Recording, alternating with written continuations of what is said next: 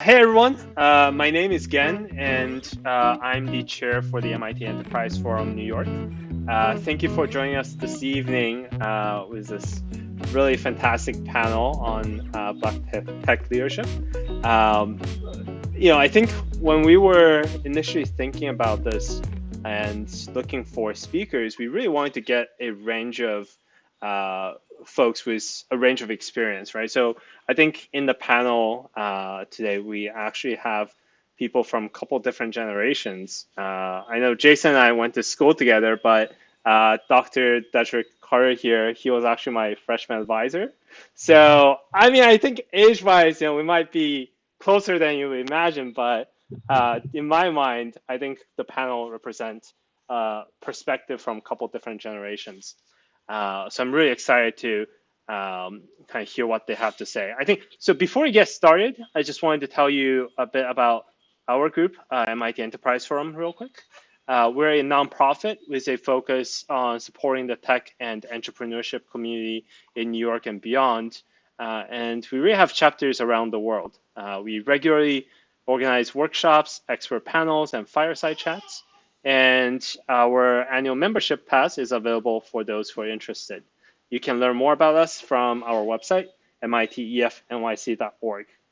And without further ado, let me introduce Jason Scott, our moderator for the evening.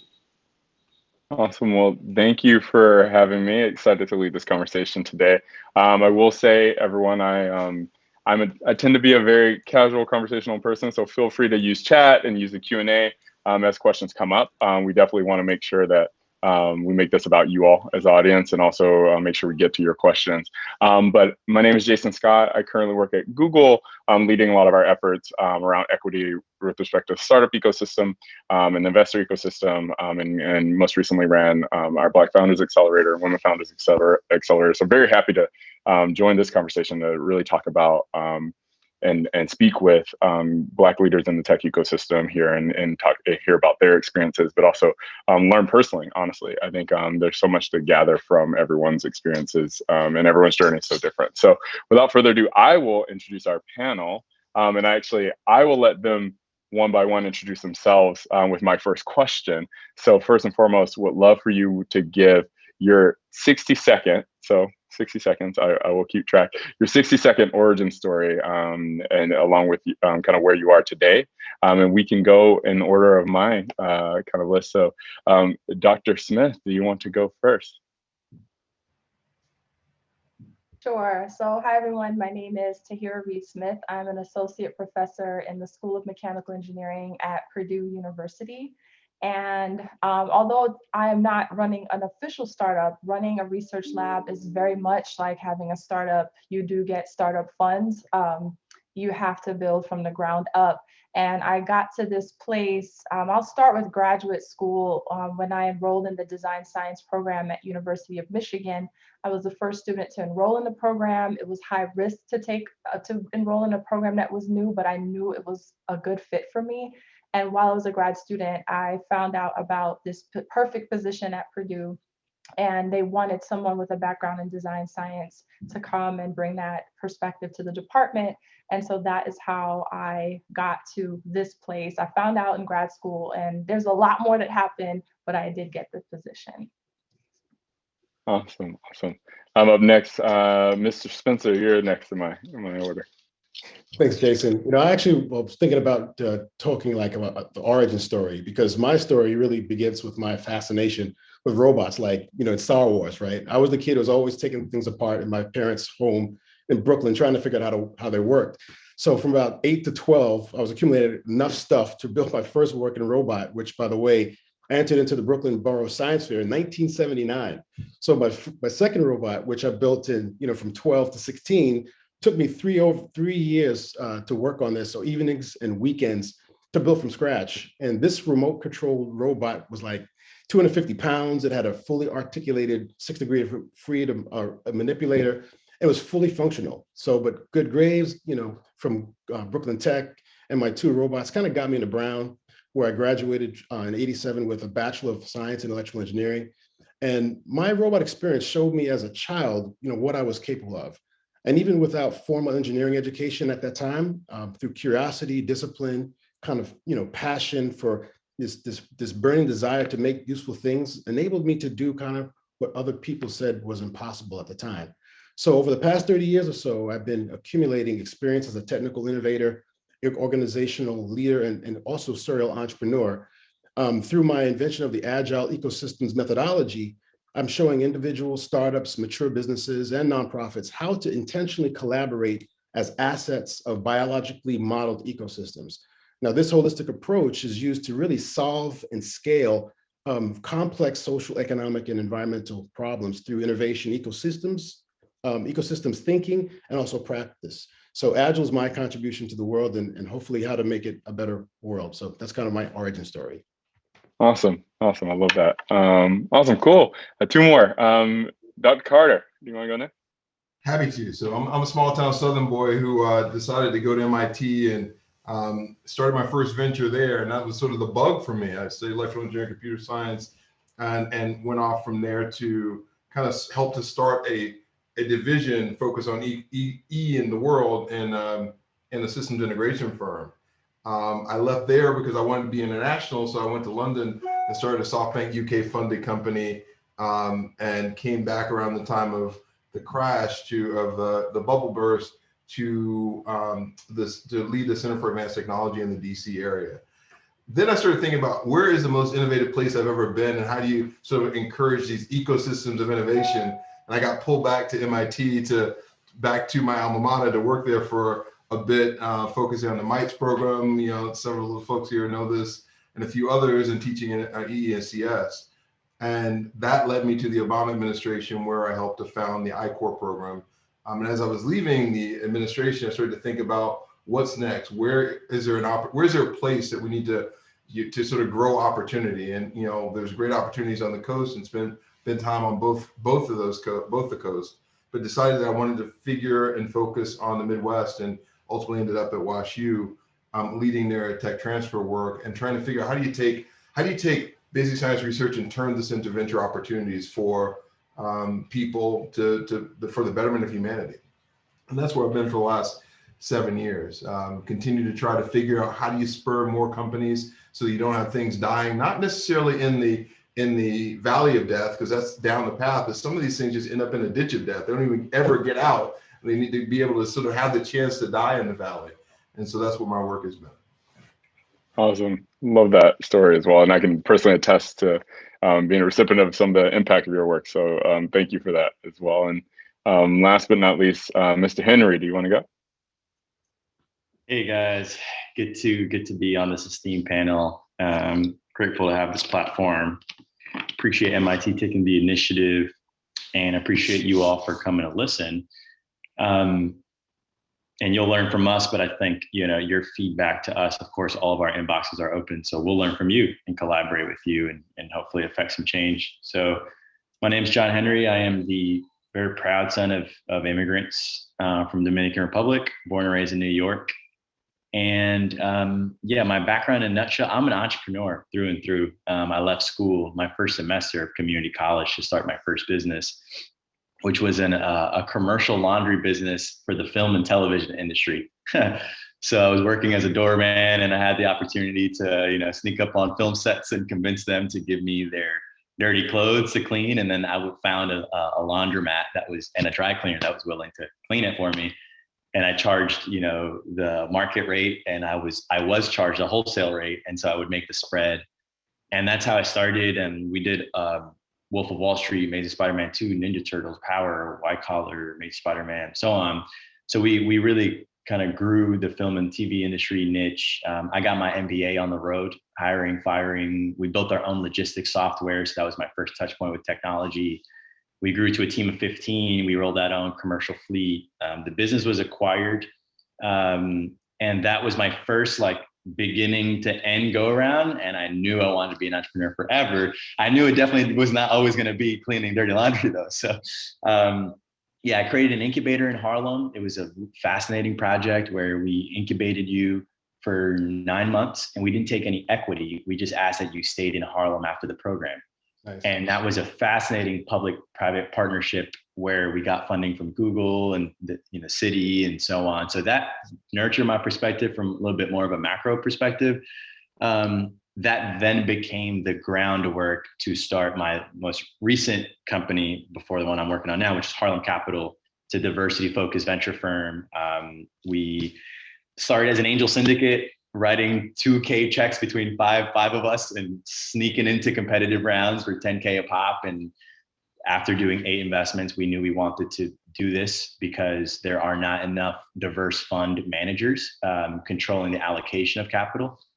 We were fortunate to be anchored by TPG, and our first fund was a $40 million fund one, backed by tremendous institutions, and just allowed us to, at an institutional level, bring some change to the distribution of venture dollars into diverse communities from diverse managers. So that was really awesome. I stepped down from that at the top of 2020, and I've recently started my most recent company called Loop, where we launched a vertically integrated insurance carrier in the auto space, where we realized that there's a lot of structural bias baked into auto and how you're priced. It's mostly based on demographic data, like your income, credit, zip code, which disproportionately affects communities of color. So we have a lot more sophisticated data than that to price you based on your actual risk profile. So we created a direct-to-consumer company. We recently raised some venture funding for it. We're not live in the market just yet, but that's what I'm working on at the moment. So continuing this mission-driven work in a different venture. Awesome. And I love the diversity of kind of experiences we have on this panel. But I will continue to tell folks, feel free to continue to add in the Q&A, and we'll hop between the Q&A and some questions I have for folks. I'll be selfish and hog some of my own personal questions here. But just to get kind of set the scene and get people's kind of really understanding, again, the Black experience, I think, in tech. I really, a somewhat provocative question, I think, but curious for each of you and for anyone who wants to go first, what is the first time that you felt your Blackness in the workplace? And that you can thinking back, like, when was the first time that you like truly felt it and the impact of it? Anyone can go first. I can jump in on this, and I'll tell you that the first minute. So the first time that jumps to mind now is the time I'll tell you, and that was post-college. I was leading a Center for Advanced Technology in DC, and I was doing it. I mean, I was sort of running this thing for a billion-dollar agency, a billion-dollar organization, and I decided I was going to have a big, shindig to show off all the things that we had accomplished. So all the cutting-edge technologies, people lined up at stations. We were opening up a new floor of a building. I was dressed to the nines and sort of invited people in. And, somewhere halfway through, a lady came up to me and gave me her plate.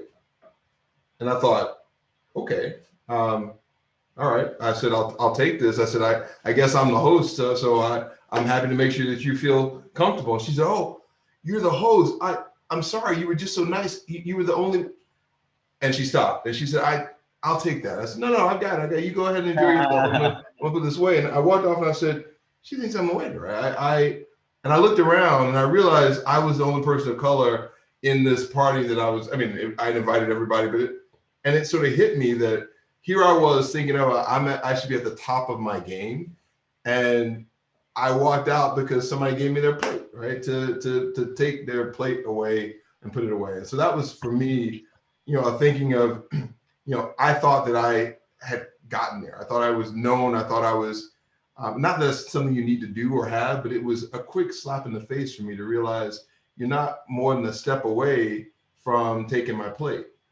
And my grandfather would have taken the place. There was nothing wrong with that, but I had to reconcile myself being in that moment at the top and the bottom of my game at the same time, and sort of embrace that and just kind of say, this is what you do. I made it a startup, right? Like, this is what you do. I'm going to do everything from busting the tables to setting up the systems if I have to, but we're going to win here. Anyone else have any story they want to share? Sure, I can go. So I remember, I have to take it back to the class that really inspired the journey. I was taking a class as an undergraduate student at RPI, and we had to think of something that would impact sports and recreational activities. And coming from the Bronx, what was big for girls was double dutch. And I remember being on a team, and the guys on the team were like, oh, let's think about hand gliding. Let's think about inline skates. And I was like, what is this? We don't do this in the Bronx, at least at that time. And I had pitched my double dutch idea, and I just I felt very urban, Black, just like, this is Black, okay. And had I not, and I always look back, had I not had an instructor in the class, he was white, he was Jewish, but he grew up in the Bronx and he knew what it was. If I had a different instructor, and he was actually the biggest encourager for me and pursuing the idea, if I had a different instructor, I believe that the idea would have just stayed in a notebook. I wouldn't have been encouraged. They would have went with, oh, hand gliding and the inlines. These look cool, because it would have resonated with a majority group. And so yeah, that I think back to that, because I remember feeling really shy. And then when I opened up my notebook and I had all these sketches, they were kind of like, oh wow, like she really thought about this.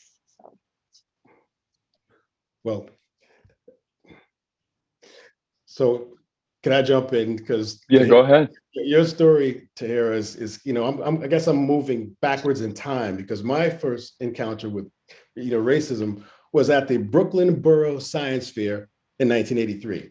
So I remember having a blast, demonstrated my my robot to students and teachers and others, kind of crowding around my little area at the science fair, just fascinated with this robot. And so here comes these judges, right? These three male chemistry teachers, and of course, they were also Caucasian.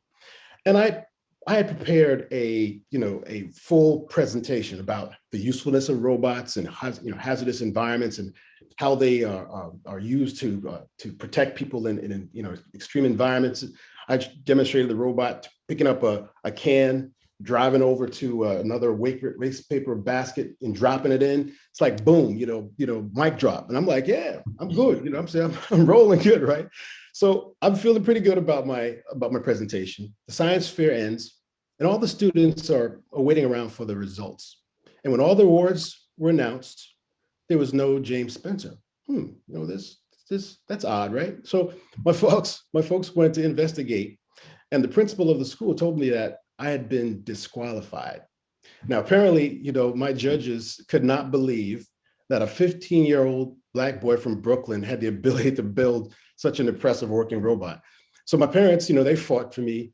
They were able to get me into the state fair, but because I was unable to compete for the International Science and Engineering fair, because I was not a borough winner, then this was kind of a downer. But for me, it wasn't really a bitter experience for me, because I knew what I had done, and that even though my parents were pretty upset about it, I knew that I had done it. And I didn't do the project to get, go to the science fair, but it was my first experience of what it felt to be denied an opportunity. And so, I left it and I said, oh, this is, I'm going to take these lemons and turn it into lemonade. And it really empowered me to understand that I had something special. But the thing that bothers me is all the young people that look like me, who are barred from opportunities because those who felt like they didn't belong or should not be part of that environment. So that was my part of my origin story, was my experience in the science fair. And I love these. Mine definitely pale in comparison. I think that's because you all paved the way.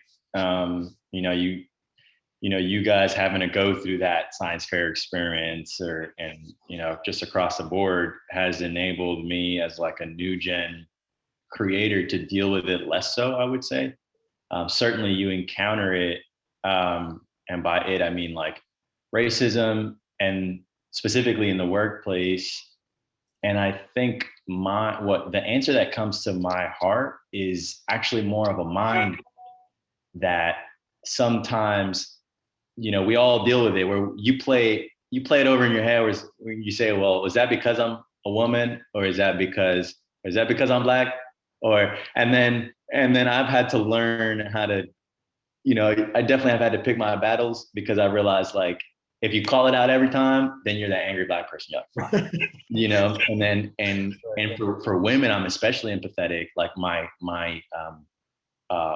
life partner is also my co-CEO at Loop. And so it's just given me a unique like insight into so many times when I would hear something and not think twice about it as a man, and then get that perspective from a woman, like, hey, that was being undermined.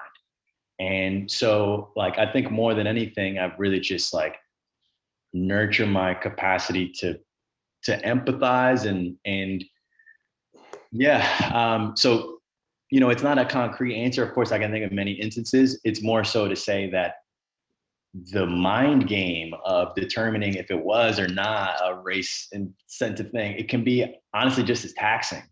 Yeah. And so it's like, man, well, what do we do as a community? And so then we have these role models like a Michelle Obama or whomever that for me, I see how they take these little dinks and, you know, they're off the shoulder, baby, and keep shining. Because for me, I've noticed like the moment I fall into this cadence of fighting every battle, then it's detracting from my own ability to execute at my highest and best abilities. So I guess I was answering the question less so of like name a specific time and a little bit more so of like, okay, this is how when I encounter that, I first say, hey, is this my own bias, my own little mental game that I'm playing?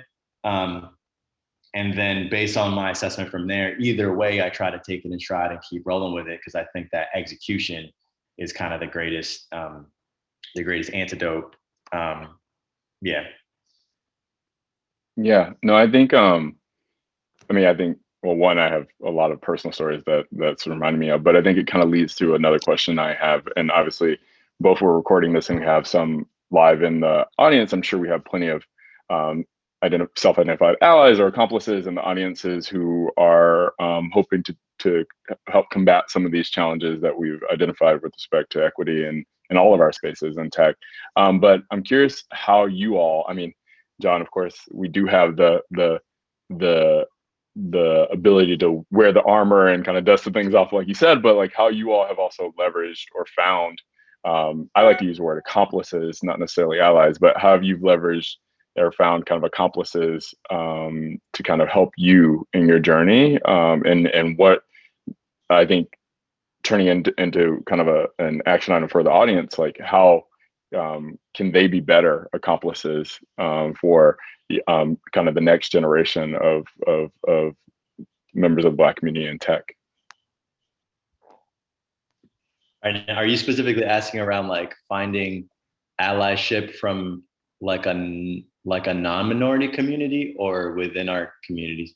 But both actually. I'm curious where you found the most allyship or accomplishment within your and I think in particular would love to hear obviously from folks outside of the Black community as well. But yeah.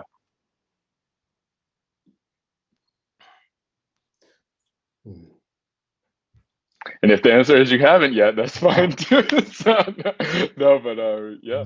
Well, I can jump in. Is that all right, Jason? Yeah, no, go for it. So I'm thinking I have three influential supervisors that I've had over the years of my career. Three people that actually shaped kind of my perspective. And when I think about allyship, it's not just about, you know, finding that I'm a Black person and trying to find one person that's not just a Black person. When I think of allyship, someone who understands the journey, who respects me as a person, and then supports me and provides opportunities for me to grow as a person and also in my career. And so for me, I had three people. So Gordon Hogan, who was like the director of the University of Central Florida's incubation program that I was in back in 2009 and 2012. He was a white male who really respected me as a person and was kind of fair. And he really was an ally because he was not just about doing the job, but he cared about me. And as a result, he always kind of looked out for me as, you know, as part of the community there. And then it was Eunice Choi, who was the regional director of the University of Central Florida Small Business Development Center. And she was a Korean American business leader, you know, who was, you know, this regional manager regional manager for this SBDC. And she gave me something. She also gave me respect. You know, she was very, very efficient. In fact, Eunice kind of mentored me about the importance of quantitative process and metrics, and you know how to be really qualitative in all that you're doing. And then Gordon was kind of like a mentor, even though he's my supervisor, right? But he was also a mentor because he was all about the people and the relationships, especially in the entrepreneurship arena. It's all about connecting with people and working together to solve these complex problems as an entrepreneur. But then the last person who I consider to be one of these transformational relationships or allies was an African-American woman who was my boss at RPI with Dr. Shirley Ann Jackson, African-American female president, award-winning physicist, stateswoman, advisor to U.S. presidents. You know, I was honored to be a part of her, you know, her organization at the university.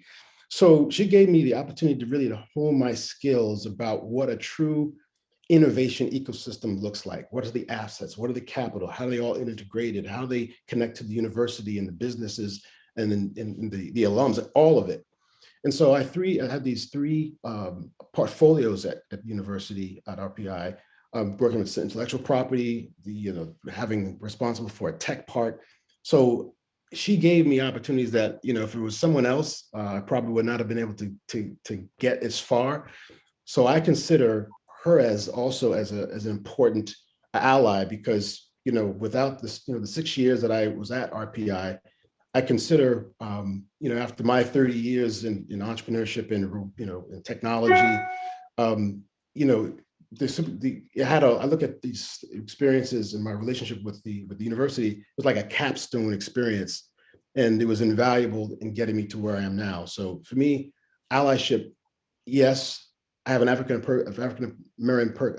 American person who is who was part of my journey, but still an ally because I was working at a majority white institution, and she could have treated me differently. And as a result of where I'm at, I consider those three people as kind of allies. So yeah, no. Oh, sorry. Go ahead, John. Were you gonna say something? Yeah, just gonna add quickly and say I loved hearing that and inspired some thoughts for me. I think one interesting thing I learned about fundraising and just like in general being of color and doing something at the level that a lot of like all the panelists are, where we're at high levels of institutions, organizations, whether it be political, private, what have you. Some thought that I wrestled with is like, oh, how much of being accepted as a Black person or a person of color is code for being palatable for white folks? So for example, like the more proper you are, you say finance instead of finance, you know, like there are all these soft intangibles that are interpreted to a more classically affluent white background, whom a lot of times are gatekeepers in the institutions we're looking to rise in. You know, that was something that I thought a lot about on the fundraising trail, because I noticed that, you know, you got to get into a certain mode when you're fundraising.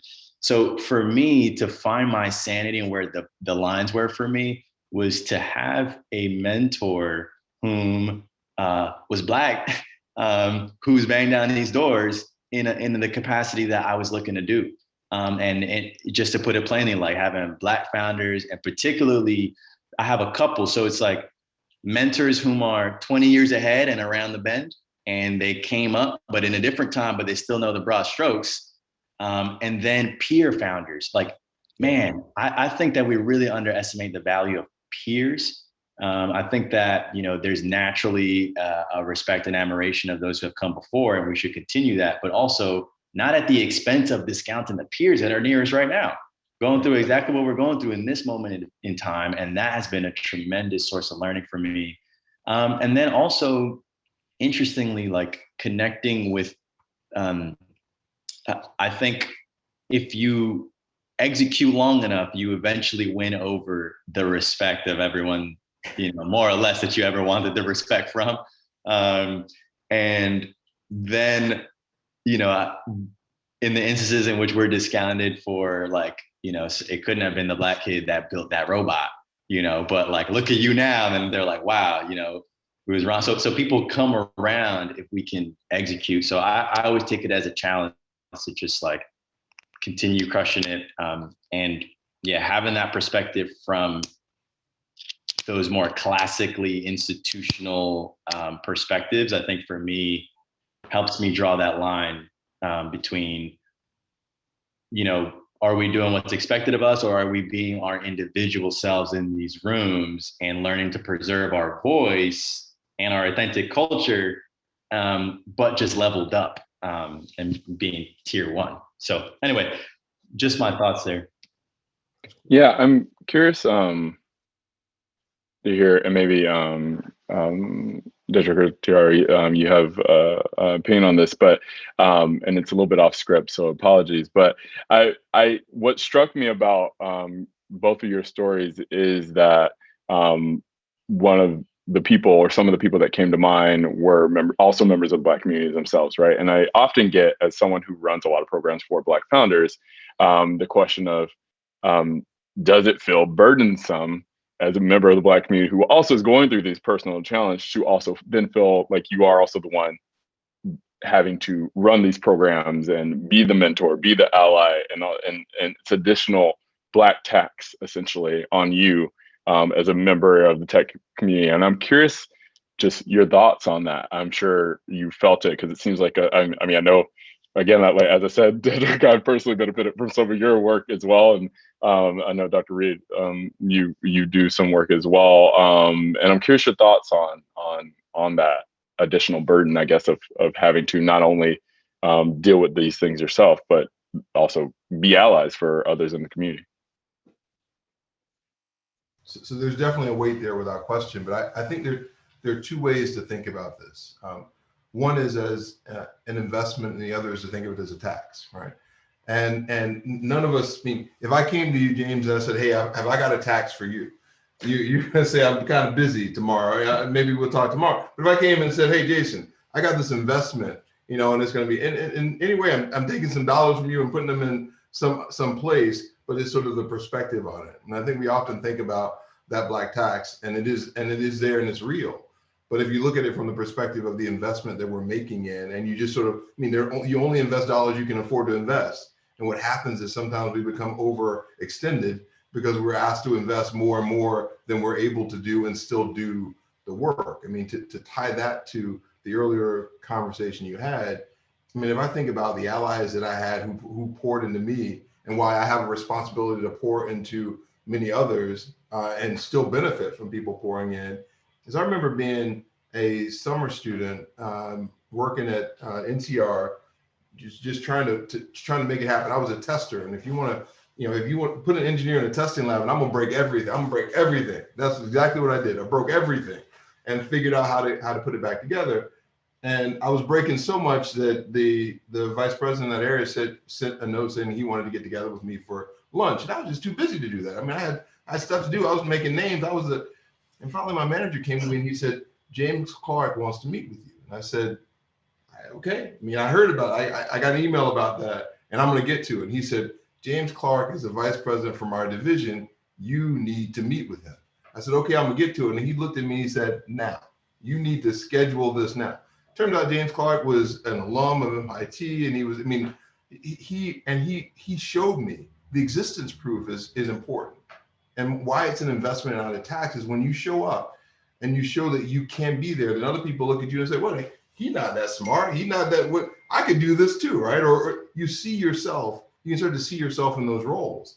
And that's extremely important. I think of those, that what James did for me, and what I've tried to do, both, you know, Phil Clay when I was at MIT, and I tried to do this at WashU, we would get together around a meal, brown bag, bring your own food. We're just gonna get together in a room, and we're gonna chat. We're gonna chat about whatever you want to talk about, whatever it is. We call it the fellowship. And that fellowship is something that's been with me for years. And I actually planted in my current institution because you want people to see that there's someone that looks like you or close to you who has a similar experience or an analogous experience, who is willing to take the time to break bread and say, and if you're the problem, we're gonna say, you know what, no, this is not the situation. This is you, brother. This is your issue right here, and you need to fix that. and being able to have that sort of tough love and see that, I think is important. So I think of it more as an investment than a tax. Just don't overinvest. Yeah, that's a great analogy. Similar, we all should have, so there's this model, these models of mentorship where someone should be pouring into you. You should have some peers that you can equally exchange with, and then you should be pouring into someone else. And I would say, certainly I've had allies that didn't look like me, supporters that didn't always look like me. And I have to say that if it wasn't for them, I wouldn't be where I am today. But now that I'm here in my position, there are others coming behind me. So how can I help them get to where I am?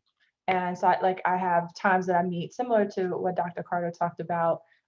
There's some that I meet with regularly. Now we're all online. And so we meet monthly or bi-weekly, whatever the needs are, to just helping them navigate through some of the bumps and challenges that I've already walked through, and help them stay sane that, oh, you're going to be okay. Just hang on a little bit longer, it'll be fine. And able to share some of my bumps and bruises along the way so that people can stay encouraged. I think a lot of this is, how do you keep people encouraged? How do you keep people in a state where they don't want to give up or want to quit? And so certainly, yes, I've had allies pour into me still, even now, and I do that for others. So. Awesome. Not to put it right back at you, but I have a question also based off of John's topic earlier about his partner, but curious your thoughts on intersectionality and how has your experience been as a Black woman in tech? And I like to give this prompt, but I'll let you elaborate. But if you had to describe it in one word, what would that word be?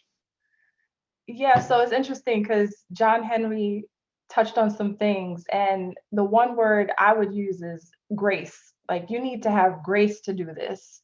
And it's the same thing that he mentioned about, okay, the constant, is it because I'm Black? Is it because I'm a female? Which one is it? A lot of times I feel more Black than I feel female. So I find I've been part of initiatives that, and this might sound bad, I've been part of like women only initiatives, like, okay, let's help.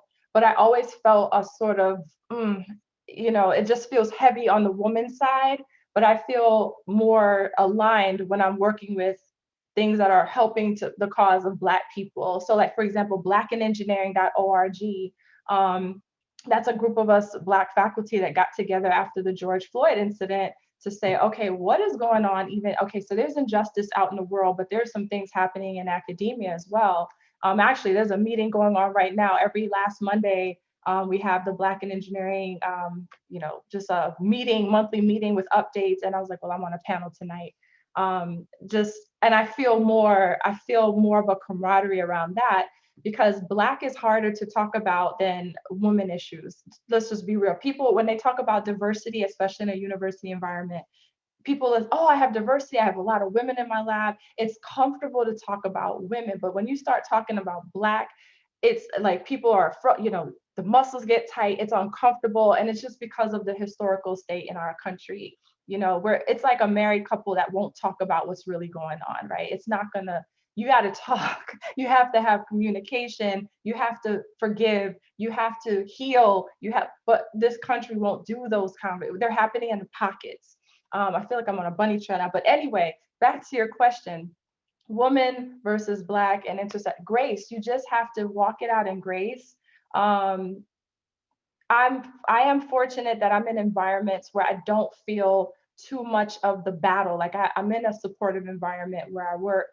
I've had things with students, like silly things with students here and there, but nothing that is like I'm gonna lose sleep over. But yeah, it's grace. You need to have grace to do it. I'm glad that, I go spiritual. God made me a Black woman, and he doesn't make mistakes in what he designed. He brought me to the earth to be a Black woman. And so I need to fulfill my purpose in this package. I'm not going to go change. I can't change who I am. And so I'm just going to do the best I can in the package that I'm in to make a difference. So. I love that. That was, yeah, no, I love that. Thank you for that answer. And thank you for being so candid and honest about your experience too. I know a lot of people can relate to that. And I think a lot of people look to you, honestly, as inspiration. So I'm really glad that you're able to kind of share that experience for everyone. And I'm curious, you mentioned a little bit, well, both the programs that you've been a part of, but also the George Floyd incident itself. And I know personally, again, as someone who runs a lot of programs for Black entrepreneurs, ever since the George Floyd incident, there have been what I characterize as the moment where there's been so much attention on, good attention, but attention on initiatives for Black entrepreneurs, initiatives for Black people in tech, initiatives for put Black before anything. And there's been an initiative for it, I would say, over the last 10 months. And I'm curious your thoughts on this moment. One, how long do you think it will last? And I think and then two, I'd say, like, what can we do to keep the momentum and not let it be fleeting? Because I think for me, just to give a personal anecdote, I was candidly pretty nervous that right after, it's like, okay, well, maybe we have a good election outcome and then everyone just forgets, right? Or maybe the New Year's happens and everyone just forgets because it's no longer 2020. And I find myself on edge, like, when will people like stop the investing, I think, proactively in these initiatives that have come up over the last 10 months. So I'm curious your thoughts. What do you think of kind of is it a moment? What do you think of the moment that we're in right now? And if it is a moment, what can we do to keep the momentum going? And this can be for anyone who has thoughts, I guess. Yeah, it's definitely a moment, and it's real, and it feels different this time. And as evidenced by a lot of the economic activity that's been occurring, a lot of the leadership decisions that have been made, I had the same thought. I think a lot of us did. I think what's different, a number of things. For one, seeing the George Floyd events, the killing and the response, both made me feel dismayed and encouraged deeply at the same time. For one, these systems are here. We feel them every day, and they have their foot on our necks, whether it's the police system, but also it got me to question financial services, which includes our banking systems, our education systems, also political considerations, insurance, so many things. It actually was it inspired me to say, you know what? I honestly, up until that moment, felt like, okay, P. Diddy and Jay-Z, they're going to step up to the plate. They're going to do what they got to do. Our Black billionaires are going to, they're going to shoulder it. And I started realizing that wasn't going to be the case. That if we were ever going to change these systems, we got to build them. Systems that were not built with stakeholders that considered our communities will never have outputs that consider our communities. And so that's why in Building Loop, we wanted to create a vertically integrated solution such that, we were not just the broker, but then ultimately we're selling State Farm product, which, by the way, in the rate filing places 65% of their predictive power on FICO credit score, which is proven to disproportionately, perpetuate structural bias against communities of color. So we knew we had to get up into the predictive technology, the inputs into the model.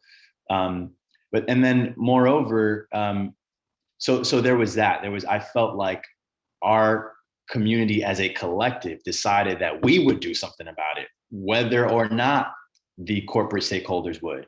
And planting that flag in the ground, I think inspired a lot of conscious leadership from community, from corporate leaders, such as one of the more important moves, in my opinion, was Netflix committing to bank $100 million at Black-owned banks. Huge. Robert F. Smith trailed shortly behind and said, hey, if 20 organizations do this, we will end the racial disparity gap in the next decade or two.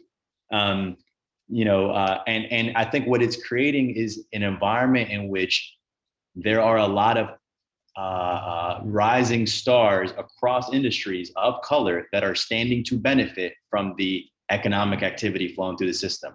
For example, Apple stepped up and said, hey, we want to put money where our mouths are at. And they're building a campus in Atlanta, but also they contributed an investment in Harlem Capital. So our second fund now has Apple as an LP, which is incredible. But all of these programs that are sprouting up, I hear it. I don't want this movement to be short-lived, but I think that there's enough economic movement that has been enacted such that we can, if we're prepared and we pounce on the opportunity, we can, I guess, funnel some of this opportunity into our own individual projects, whether it's media labs, entrepreneurship collectives, startups, you name it. The bread is out there, and we're calling it internally. We're calling these the Roaring 20s.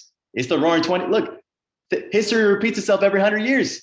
It's the Roaring 20s all over again, baby. I think the time to be of color and be a leader, I think it is uniquely a good time for us as a community to step up, be proud about what we have going on, be proud about a culture, execute in our truth and in our authentic fashion. And I think that there's going to be a lot of opportunity unlocked as a result.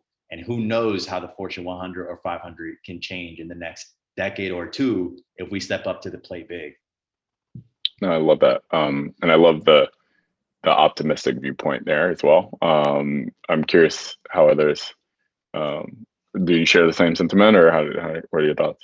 Yeah, I'll speak on it. So just to piggyback off of what John Henry mentioned, is basically what he's saying is what is your sphere of influence, and be active in that space. So for me, my space is largely academic environments. And so as I mentioned, Black in Engineering, we got organized, we had logo design, we have a website, we have a call to action. People are, we're doing workshops to call universities to a higher level, how to become an anti-racist university.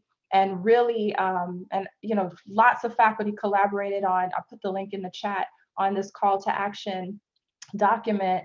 And oh, someone put it up there too. Yeah, and I've gotten contacts from deans asking questions. Some are working it into their strategic plans in their departments.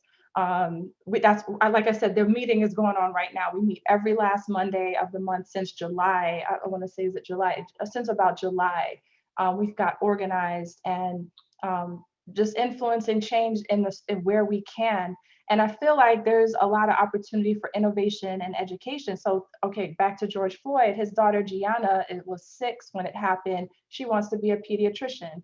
Okay, we can't keep doing these cutesy outreach programs where, gumdrops and sticks to inspire. How do we home grow the next generation of engineers? How do we literally think about a person like, say, Gianna Floyd, who I have no idea what her psychological state is like, what her environment is like. She's 6, she wants to be a pediatrician. How do we make sure she gets to, say, a place like Purdue or MIT or whatever? How do we go? We can't wait until she gets to high school. We might need to do something creative that's holistic. And I've been talking about this at my university. We need more holistic approach for home growing more diverse engineers, because we tend to just focus on the brain, like, okay, this is what they did on the test, but what about them as a whole person? Maybe they need some guidance and mentoring. I mean, at the most basic level. To me, there's some radical ways that we could be home growing more engineers and STEM and tech people. But I think there's just some old ways of thinking and old ways of circulating money that hinders everything. But anyhow, the key is this moment can stay alive. And John Henry reminded me of my friend. He was like, it's a black and brown gold rush. He says he's doing very well in like investment properties. That's where he does his business. And he's like, it's a black and brown gold rush. So yeah, in some ways, it's a good time to be Black because everyone's sensitive and aware. And George Floyd, it occupied a global stage. I mean, people in Germany, Ireland, they had picket signs up, okay? And that had never happened. Everyone was at home in the pandemic. They could watch TV. No one was at work. And everyone could acknowledge, okay, something's really wrong. And then just even the impacts of redlining, we're still feeling that. I feel like universities need to absorb some of the impacts of redlining, because it's where you live determines what access you get to the education that will get you to be in certain environments. And so, I mean, there's a whole soapbox thing I have with the impacts of redlining and how universities could maybe help absorb some of those impacts. So anyway. Yeah, no, I think those are, sorry, go ahead. No, James, where are you gonna go?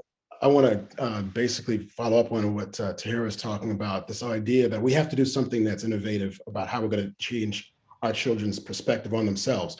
So much of the systems that we live in right now treat all of us as expendable resources, right? That can be used up and thrown away. But our current educational system doesn't really help our young people to fully understand that they are valuable assets and that we have to show them how to work together to create these experiences that they have control over. So one of the things that I'm doing now is working with high school students and creating programs on how to get them to start thinking about themselves as innovators, leaders, and entrepreneurs. We have to go beyond just STEM to say, okay, I have these STEM skills, but you want to give these children a sense of what's the why? What am I going to do with it? So how do I take what I've learned, all these math and science and technology skills, and show me how to solve real problems? And so we have we're actually literally today, we launched a 36-week program with actually with 16 students, 18 students. So we had 12 young women and 6 young men. We organized them into cohorts of 3. And so each one has a chance to work together, to learn more about what's an innovator do? What does an entrepreneur do? What does a leader do? How then I can work together to solve problems with this kind of holistic approach. So to hear what you're talking about is that's been my dream. When I left RPI, the reason I left was because I saw this potential of so many young people who got the education, went off to get their engineering school, education job, engineering job. But they asked them questions like, okay, now who am I and why is this important to me, other than making money and getting a job and all that?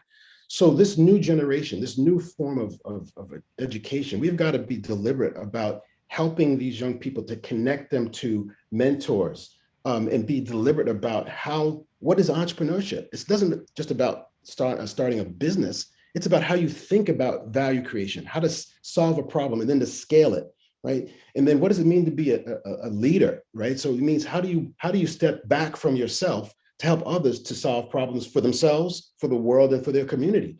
And then innovator, like every child, has innate creativity in them. And a lot of times in the school systems, that creativity is just squashed and squelched.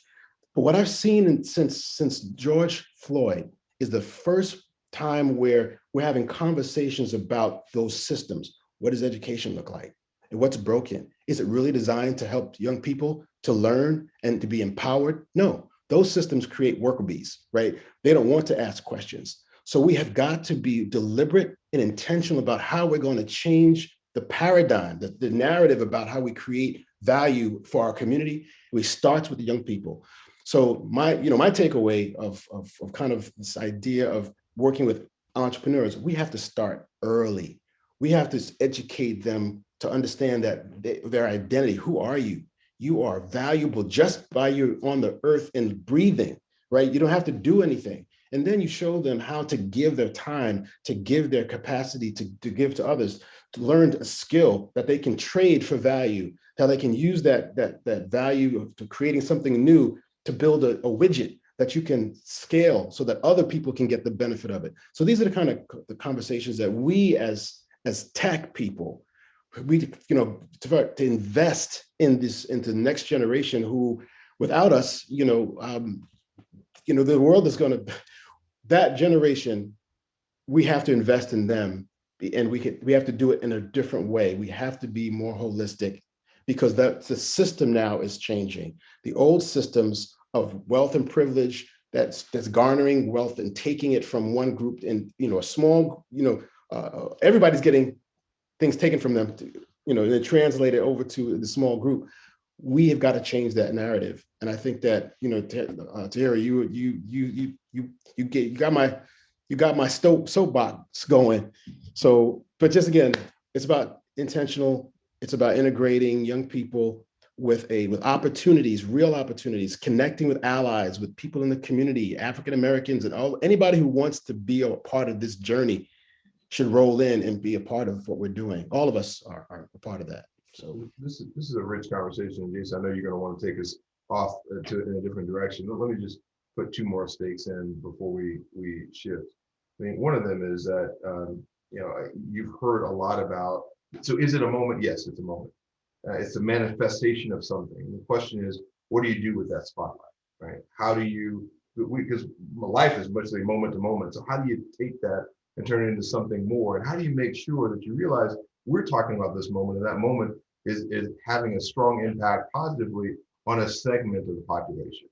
But how do you increase the access? And one of the things that I've been in a group over the course of the last year thinking about is intergenerational wealth creation and transfer. I mean, how do you build infrastructure so that you can capitalize on the moment to make sure that the moment doesn't pass? And we talk about that great time when we were just sort of roaring, right? When in fact we should have been building roads and building bridges and building infrastructure that ensured that this moment now is a moment that's realized as an inflection point 100 years from now, 50 years from now, 20 years from now. So, Marvin Minsky, founder of AI, and one of his famous students, who was also a professor of mine, Patrick Winston, said a couple different ways of how to make $1 million. Pick whatever your number is, a large sum of money. One of the first things he would say in this lecture is live in a glass house, right? Be in a place where people are watching, expecting great things to happen. And when that happens, it's magnified. And what's happening now is that the people of color who have been doing great things for a long time are living in glass houses. And folks are sort of now saying, wait, I'm looking over here at Dr. Smith. Wow, you've been Dr. Smith all this time doing great things. All of a sudden now you've got a platform where someone is looking at the spotlight is there. Look at Mr. Spencer over here. You've been Mr. Spencer the whole time. All of a sudden now there's a platform. So thinking about how you build off of this platform so that when the moment goes away, the movement, the manifestation does not go away. That's the important thing for us to do.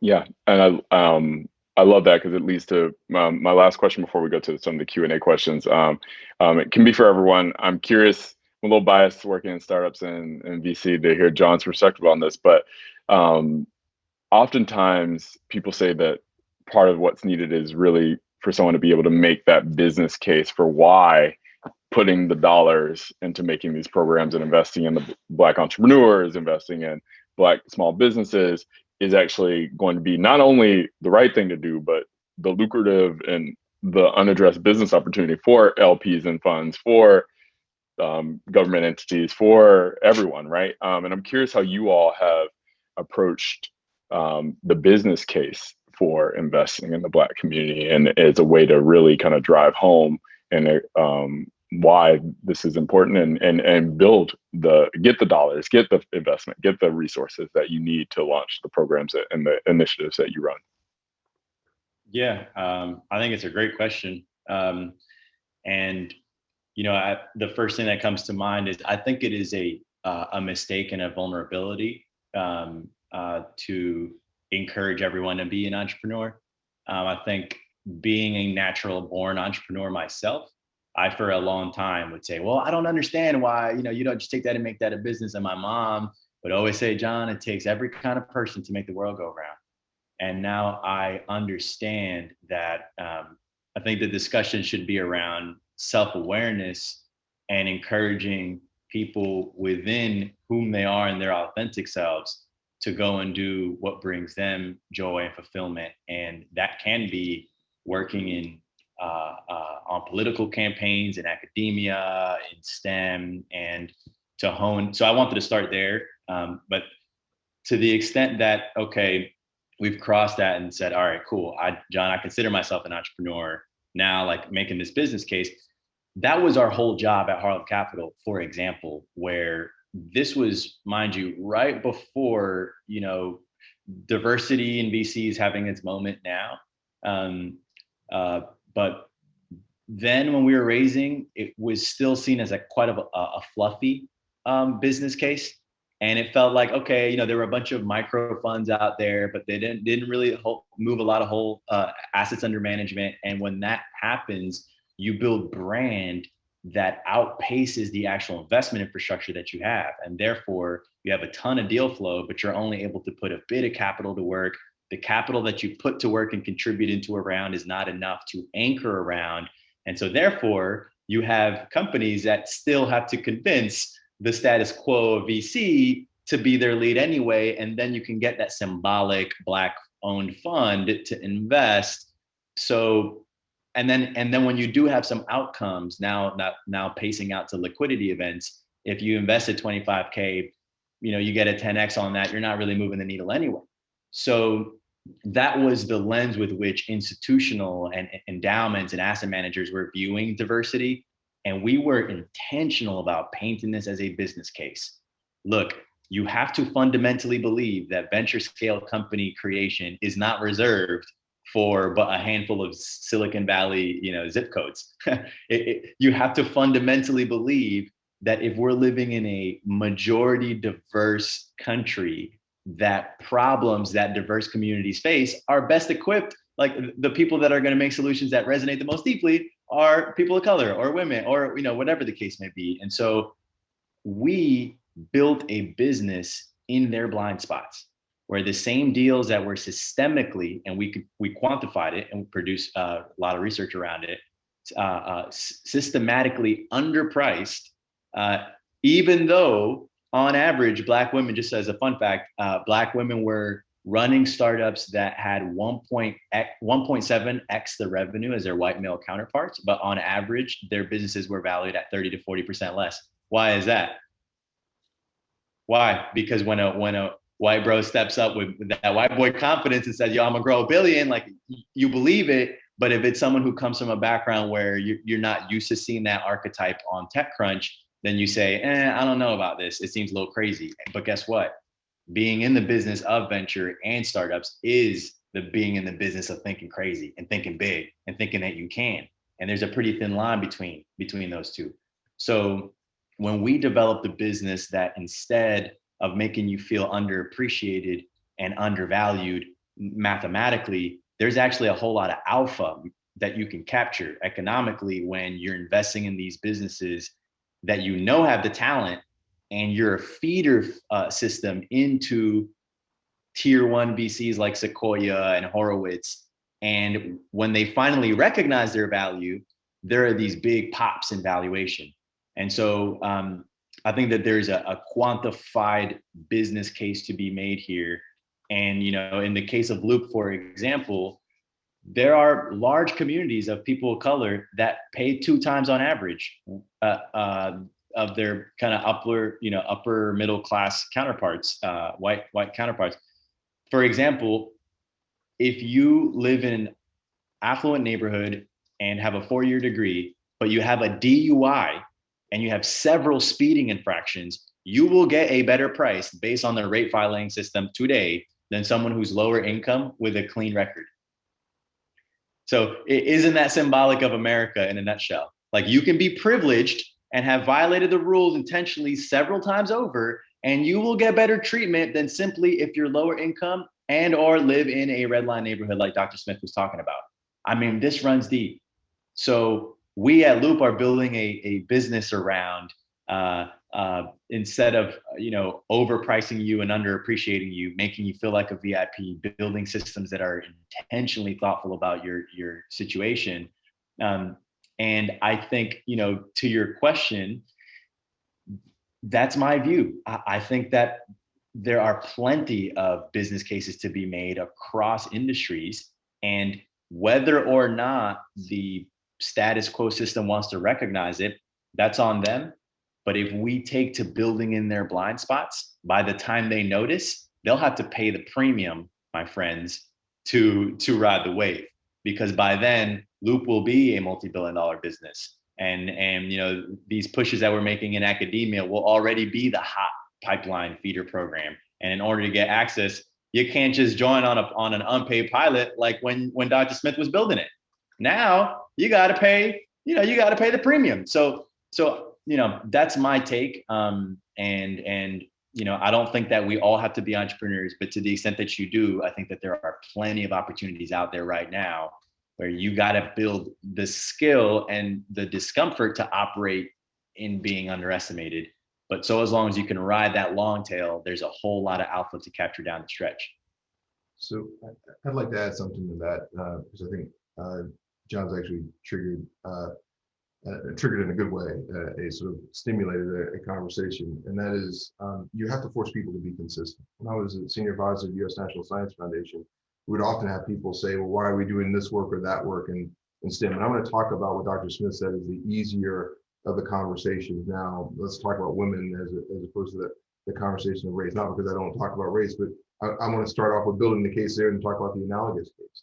87% of the computer science degrees in the country are funded by the National Science Foundation. And so when people say we need more jobs, we need more people to do work, nationalized individuals to do work in defense and other spaces that have technical backgrounds, we said, all right, is that a true statement? Yes, it is. Well, you can't get there if you take out half the population. All right, so if you're going to be consistent, you have to figure out how to include and grow a half the population. And that means you're going to have to you need to encourage more women to be involved in computer science, and that led to more AP programs in the high school. So it was about being consistent. Either you really want this to happen, or you're talking about it by saying you're going to increase more A's or B's, but not really thinking about what truly is the root cause of the problem. So if you're pushing in that direction, you want to make sure that you really truly are being consistent. You know, I've actually taken that in my own, the do something. Execution risk is the biggest key. If I look at the spend I have at my university, $1.3 billion in spend around things, I ask the question, how much of that goes to women and minority-owned businesses? I'm really thinking about intergenerational wealth transfer. All right, and so and we buy a whole lot of toilet paper, a whole lot of paper towels, a whole lot of paint supplies. Those things targeted at individuals and women and minority-owned businesses will make a difference, right? And there will be more businesses that go out of, more minority businesses that go out of business because of too much business than lack of business, right? Particularly in areas of construction and services. The reason is the technical services, the wraparound services aren't always there. So if I tell you, can you go from a $500,000 contract to a $5 million contract? The answer as an entrepreneur is yes, I'll figure it out. The truth is, if you don't have the credit and the infrastructure to get the working capital to float millions of dollars over 90 days, as opposed to tens of thousands over 90 days, you will send yourself to the poorhouse. So helping people understand that not only should we give the contract, we also have to figure out how to get you access to the capital to be able to deliver on the contract is what will make it work. Because once you have one failure, then you have folks say, well, we tried that once, we gave James the contract, we gave John the contract, and they just couldn't deliver. So, really smart guy really does really great stuff, but we just can't take that risk anymore. And so what you want to do is make sure you're forcing people to be consistent, and you're helping them to create fertile ground so that you can create an environment where intergenerational wealth transfer is possible. Not only possible, but probable. I love that. I love that. And it kind of leads, I did want to get to some of the audience questions. There's one around, and I'll generalize it a little bit, but Vincent had one around what would you suggest to give to a small Black-owned, in his case specifically, IT firm looking for capital to thrive. I would say just generally small Black-owned business. This probably applies to a lot of people who are thinking about starting their business. What suggestions do any of you have with respect to them looking for access to capital to get their businesses off the ground or thrive? Is that for me? Anyone. Okay. I mean, I'm happy to give thoughts too, but this isn't my panel. I'm just the host. Why don't you give some? Listen. The host got thoughts too, right?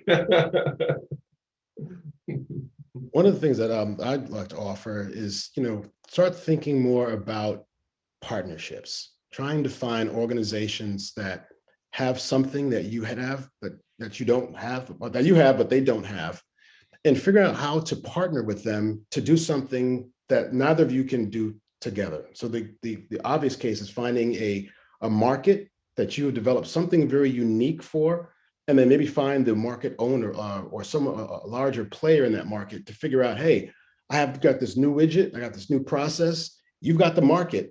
How can we put my innovation together with your market and we can create some new capital, right? So instead of trying to fight over what exists today, the ecosystems approach says, wait a minute, everywhere you look, you're part of some ecosystem, right? And so the function of any ecosystem is to create new resources, new assets, and new capital. So maybe we extend that model into our startup world and say, okay, I got a great idea, but instead of me trying to go the traditional way of going through dilution and raise some capital and then fighting over my other founders, and okay, let's figure out a way to take how to go vertical. So a partner will help validate your product, your process. It will help you connect you to capital access to capital. So when you have the credibility of someone that's already in the game, humble yourself to say, I have something to offer, partner with them. And then all of a sudden now you're not competing for, scarce resources. You're creating something that's new. And all of a sudden you can get to there faster instead of trying to, go in it alone, like the strong entrepreneur, stalwart against the wind, facing all, opponents alone. Do it in a cohort, man. Find others, work with them. I'm talking about businesses to connect with the venture, and then you can go after the capital together. Just an example. Love that. Oh, sorry, go ahead. I'll just add quickly. Remember that receivables are an asset, right? So if you've got a contract out there, you have to ask yourself, do you really need the money, right? I mean, we often say, let's go get as much capital as we can. But I talk to people all the time who don't really need the capital. They want to get it because somebody said, go raise some capital. And you think about, can you bootstrap this to a point? Can you use your contracts to actually drive your access to the capital in a way that helps you to preserve the most valuable asset you have, which is that equity, if you really truly have something. So ask yourself, do you really need it before you go grab it? 100%. I would plus 1,000 on that. I'm sure, John, you have thoughts too. But yeah. I think it's a great question. I just wanted to add a nuance to that. So I think that 100%, your ARs are assets, your account receivables. However, in the businesses that create the most innovation, you're typically deferring monetization to build new infrastructure.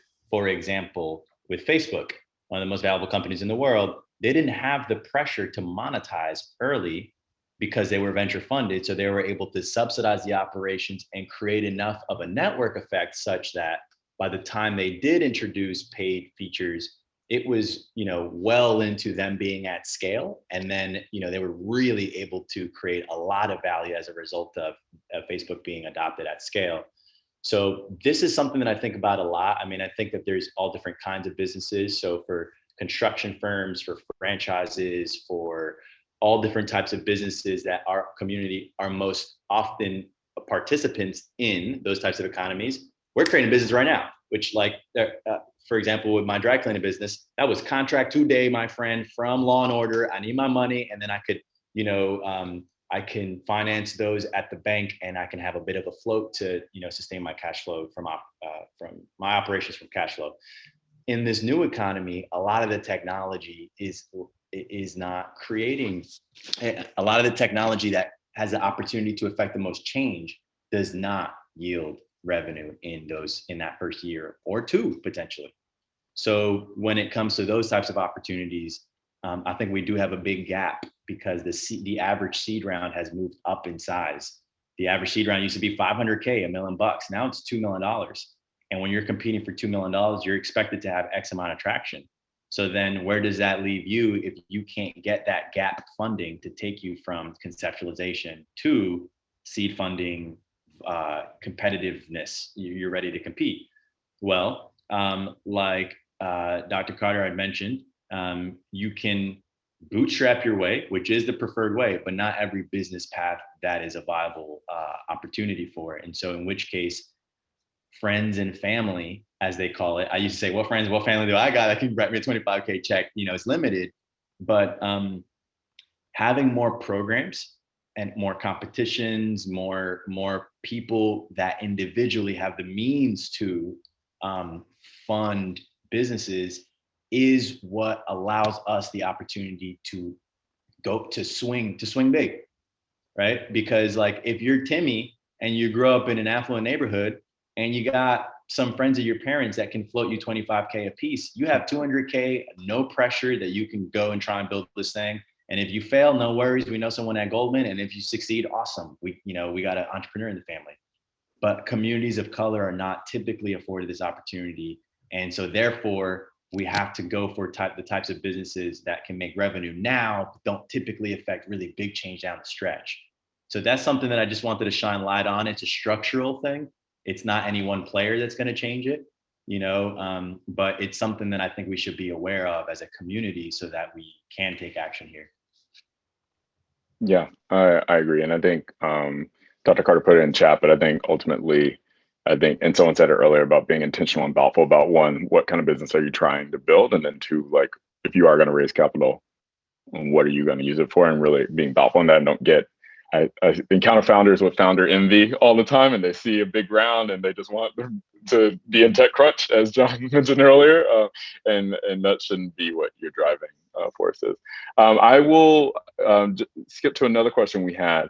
There was one that from Andrew that said, looking back on your career thus far, where would you like to see more resources for Black folks in tech, whether it be mentorship, hiring opportunities, education, et cetera? And put another way, where would you put more resources if you had them and could today? Curious your thoughts. Maybe Dr. Smith, you want to go? Sure, I'll take a pass at it. Well, actually, what comes to mind when I think of it is anything that helps us gain more access. And so I'm going to say funding. Everyone's willing to sit and chat with you. You could find people to talk to you and mentor you. You can get job opportunities, but you start to see things break down when it comes to access, like anything that will help you get to the next level, position-wise, influence-wise. So I would say, I think financial resources, even in academia, there's a whole article that came out with the NIH and their funding practices of Black researchers and who do biomedical research. And it's massive gap in the funding going to Black academics in comparison to white. A whole bunch of them got together. I think all Black women biomedical engineers wrote this article in Cell and to talk about that. So access, which will come through funding. So. Yeah, for me, I would say it would be technical assistance or wraparound services with the capital. I mean, so making sure people have access to capital, because we have a huge disparity in terms of access to capital, as many of us have raised. But once you get that access to capital, there are also a huge disparity in the back end of how people operate their businesses or how they even think about. I mean, some people can't balance a checkbook, yet they think that they're going to go out and start a multi-million-dollar business, right? And so that's problematic. You have to make sure that you are able to run a business or can tap into an infrastructure for running a business if you're going to take the capital. James, John, anything to add? The big thing for me is really we have to continue to invest in our young people and try to figure out how to invest in at the earliest stages of their development. By the time our students get into high school, many of them are some of them can't even read. I mean, we have some of these public schools that are not preparing our children to do the basics of STEM, right? STEAM, as it were. So anything that we can do to change that narrative, to actually change the reality of young people going through a system of quote unquote education, and at the end of it, either going to go to the military, they're going to try to go to a community college, these are options, but too many of that potential is wasted because they are not given opportunities to figure out what's really going on in the real world. So if you have a business and you are a business owner, reach out and be a mentor. Find out programs that are in your community and figuring out how you can support those opportunities to teach these young people and then invest in their long term. I mean, a lot of times we're entrepreneurs, we're working on our next deal, and access to capital, which is what we need to do to thrive. But I'm still making the argument for the long view that we have to invest as soon as possible with our children. And as we do that, and we start building this culture of honoring the young people, to showing them that they're valuable, investing in them, and expecting great things from them instead of, preparing them for jail as a Black man, in America, there's like a pipeline to get to go through this process of this world system. So for me, investment in education, not traditional education, but really programs that get people to see who they are so they can be more successful as people, and then be motivated to go into STEM and record numbers. That's my passion, my mission. There's a comment that Jennifer Navke said in the chat that I think that ties to some of what you're touching on, James. She's talking about dismantling systems, Yes. and it's as opposed to working within them, and a psychological overhaul, and how do we change the very fabric of our society? Yes. It's a Yes. huge question right there. Yes. Can I address that really quick? So one of the things I think is if we all recognize, I think in this moment, we recognize that we are part of a system of privilege. And until we break that system, until we dismantle it, then we'll have the same. So because a system was designed that way, it's designed to be inequitable. It's designed to be unfair. That's why no matter what we seem to do traditionally, we are frustrated because the system itself, its stakeholders, they own it.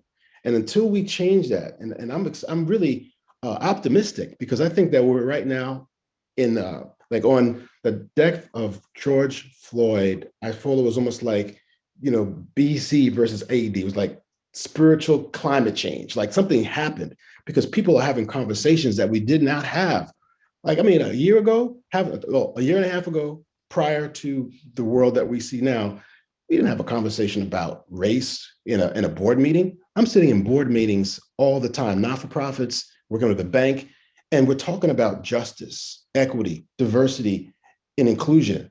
And like, honestly, like, how do we fix it? And these are people having conversations about equity that you would never have those conversations because like, okay, you know what, as soon as I open my mouth, I'm going to be that guy, right? And then all of a sudden, nothing's going to happen. But I have people on boards that are saying, I watch them reading books, about Jim Crow, about, white privilege, and recognizing that we need to make the world a better place, and everybody's got to do their part. And if if you're not deliberate, then you're supporting those old systems. So, if we can start recognizing that we have an opportunity, whatever our position is, whatever capital we have access to, if you're not being deliberate about using those opportunities to invest and to grow and to support this movement away from the old system of injustice and inequity, then we'll be victims, but we don't want to be that. So anyhow, so it's about the systems change, Dr. Reed. It's definitely about fixing that old system or breaking it down and building up something new that's supportive to everyone. I love that. Sorry, John, were you gonna say anything? Or?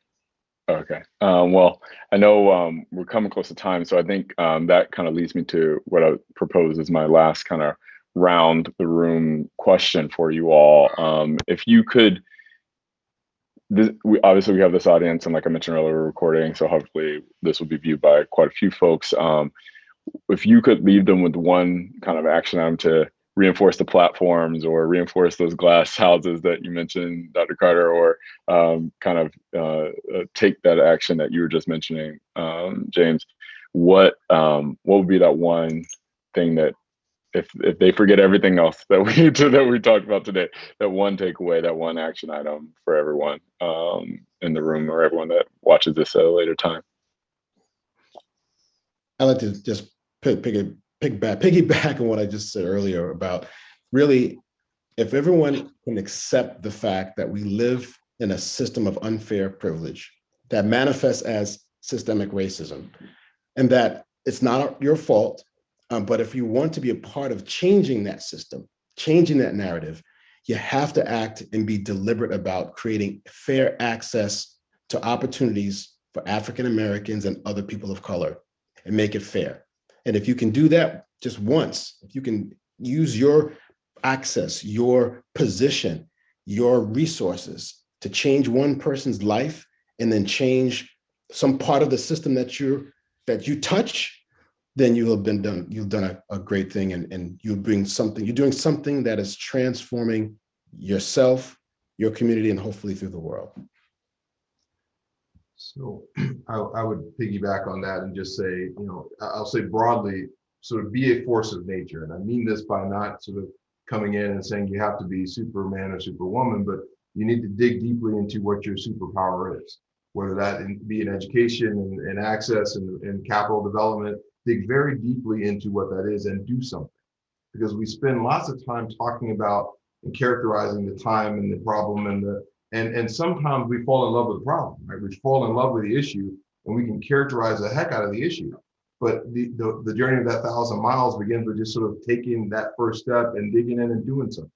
And so I'd encourage you to not to become overwhelmed by the sheer magnitude of the systemic change that we have to affect, but sort of be a part of that initial butterfly action that impacts the systemic change.